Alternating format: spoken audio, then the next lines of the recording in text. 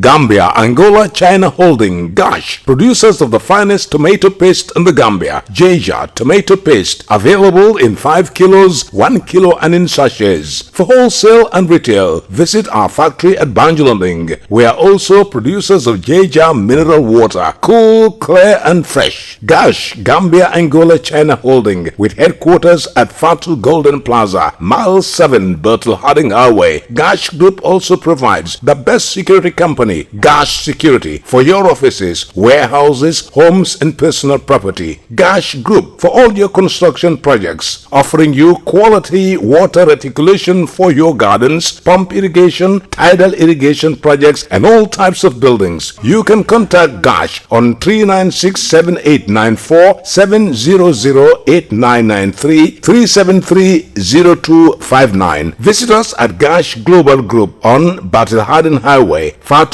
Golden Plaza. Our website www.gashglobal.com. Gambia, Angola, China Holding, Gash.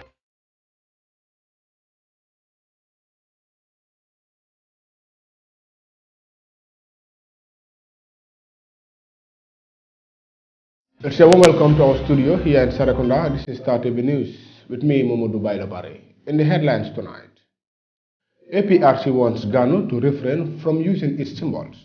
WFP hails $1.5 million Japanese contribution to combat food insecurity in Gambia. IOM Foreign Ministry launched diaspora website and portal. Child Fund and MAP International give medical items to Health Ministry. Queen Scorpions to entertain Sierra Leone in second leg of Africa Women's Cup qualifiers. On the international scene, Ghana's law students claim unfair treatment in their assessment. Libya's unity government stressed commitment to ceasefire. India celebrates 1 billion COVID vaccine dose with some fame. Those were the headlines, and now the news in detail.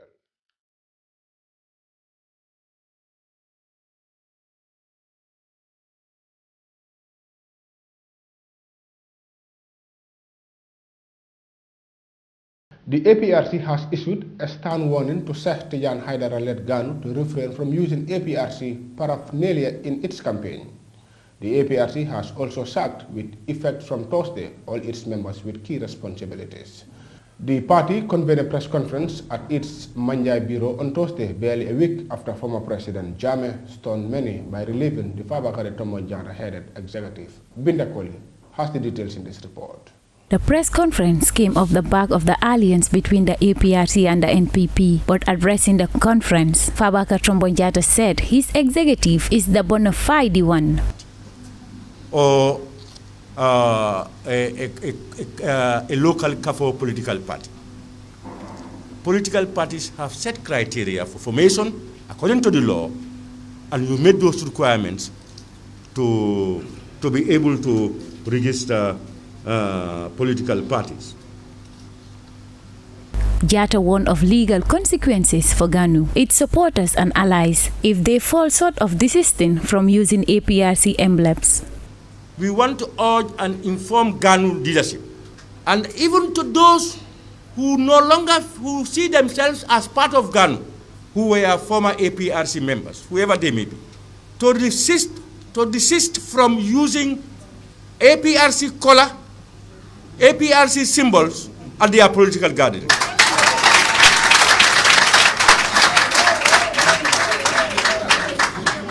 APRC is open.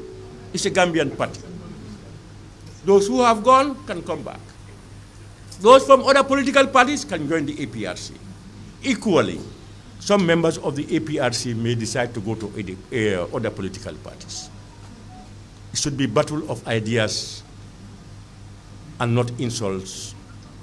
He insisted that the APRC-NPP alliance is in the best interest of the country, the APRC and former President Yahya Jammeh. That the alliance with NPP, that as I, Fabakary Tombong Jatta, as a Muslim, want to make it abundantly clear that our former President, His Excellency Sheikh Professor Alhaji Dr. Yahya Abdul Aziz James Junkun Jammeh, was aware of this coalition move I stand and I will swear to the Holy Quran at any level. Two, when it was happening, it was not only me, it was in the presence of Usman Rambo and Yankuba Koli. Yes, that's true. In my presence. Three, I have seen somebody here who is very close to him. I don't want to mention the name. He was even sent to me by him on this very issue. Yes, you can agree to something and later disagree. Yeah. But we must acknowledge the fact that it came to our notice. Two, I believe that all the sacrifices we have made and we continue to make is purposely for the Gambia, for our Green Party and its membership, and for him, our former leader, Yahya Jammeh.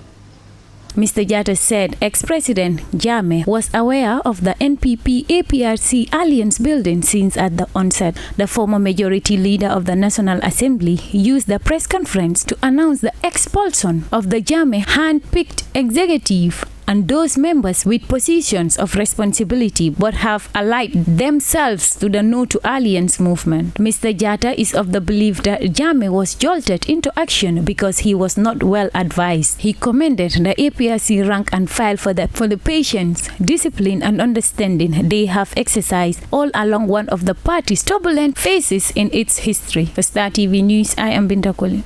The World Food Programme (WFP) has hailed the $1.5 million US contribution that the government of Japan made to enhance nutrition response to 40,000 food insecure people in the Gambia. Dado Cham has more. The latest food security analysis estimated that 600,000 people in the Gambia are food insecure, representing 30% of the population.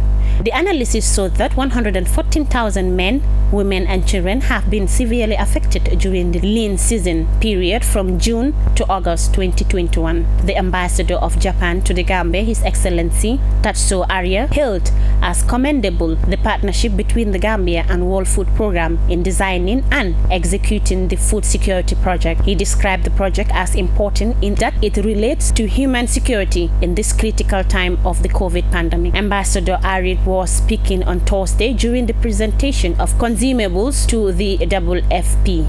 This is why Japan proposed two initiatives in that respect. One, Africa Health and Wellbeing Initiative, and two, Initiative for Food and Nutrition Security in Africa, at the occasion of the TICAD 7 meeting last year in Japan.